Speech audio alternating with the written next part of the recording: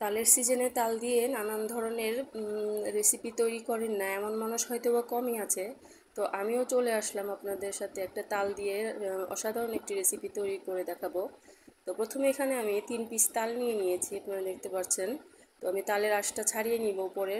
আর ছাড়ানোর পরে আমি এখন তালের রসটা খুব সহজে কিভাবে বের করে নেওয়া যায়। তো এখানে আমি একটা বাটি নিয়ে নিয়েছি, বাটিতে আমি এখন একটা গ্রেটার দিয়ে খুব সহজে তালের রসটা বের করে নেব। এবার ঘষে ঘষে আপনারা খুব সহজে বের করে নিতে পারবেন। আপনারা গ্রেটারের সাহায্যে করতে পারেন, বা অনেক ধরনের জালি আছে যে ছিদ্রযুক্ত জালিগুলি, সেগুলি দিয়েও ঘষে ঘষে আপনারা বের করে নিতে পারবেন খুব সহজে। আমি সবগুলিকেই রসটা বের করে নিয়েছি, আপনারা দেখতে পাচ্ছেন। তো এখানে আমি অল্প পরিমাণে তালের রসটা নিয়ে আমি রেসিপিটা তৈরি করব। তো এখানে আমি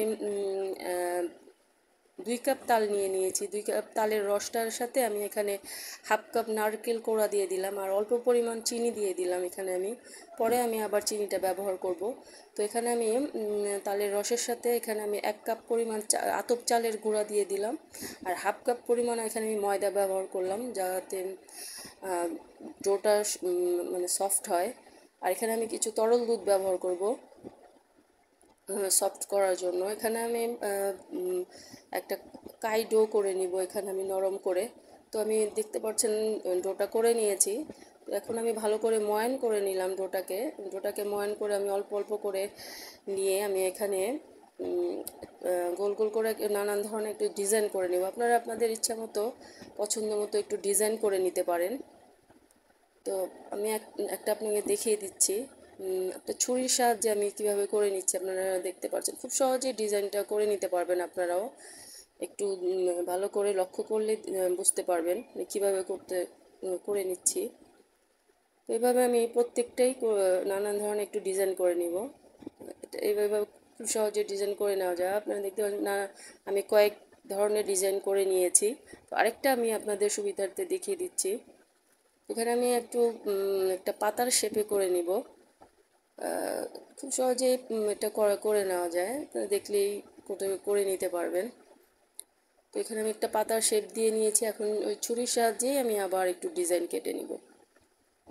তো এরকম করেই আপনারা নানান ধরনের একটু ডিজাইন করে নিতে পারবেন।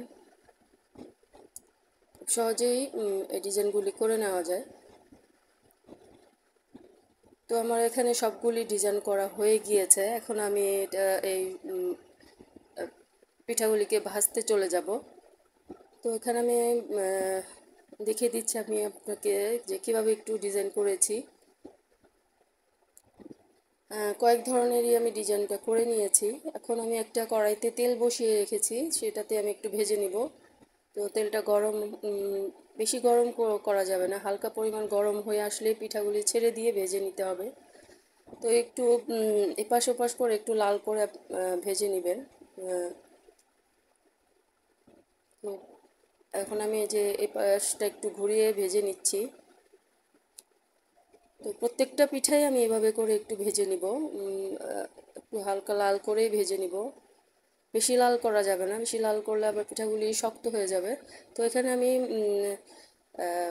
হাফ কেজি পরিমাণ তরল দুধ নিয়েছি। এখন আমি একটু জাল করে নিব। পরিমাণ মতো আমি একটু চিনি দিয়ে দিলাম। আগেই ভালো করে জাল করা ছিল। এখন আমি একটু হালকা বলক আসার পরে আমি পিঠাগুলি দিয়ে দিব। ভাজা পিঠাগুলো আমি যে দিয়ে দিলাম। একটু ঢাকনা দিয়ে ঢেকে আমি ভালো করে একটু জাল করে নিব, যাতে পিঠার ভিতরে একটু রসগুলি ঢুকে যায়। তো আপনারা মিষ্টিটা আপনাদের পরিমাণ অনুযায়ী দিবেন। আর আমার পিঠাটা আমি জাল করে নেওয়ার পরে আমি অনেকক্ষণ রেখে দিয়েছিলাম যাতে রসটা ঢুকে যায়। তো আপনারা দেখতে পাচ্ছেন কতটা সফট হয়েছে। তো আপনারা এভাবে বাসায় তৈরি করে খাবেন, অসাধারণ হয়।